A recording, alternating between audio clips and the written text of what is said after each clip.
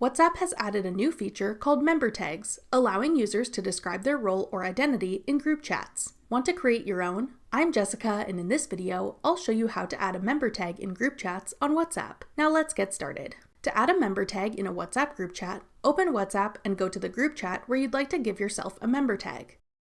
Tap the group name or list of members at the top. Scroll down to the group member list.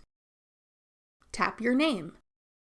Here you can type in what you'd like your member tag to be. This can be a relevant title, role, or how you'd be known to the group. Your tag will be visible to all members of the group, as well as any new members who join. Your tag will appear below your name on any messages you send. Tap Save to start using your new tag. Your tag will only appear in this group chat, so you can give yourself a different member tag for each group chat you're a part of. That's all it takes to add a member tag in group chats on WhatsApp. Want to learn about other cool WhatsApp features? Check out our full playlist of WhatsApp tutorials. Click the playlist on your screen now to watch. Thanks for watching.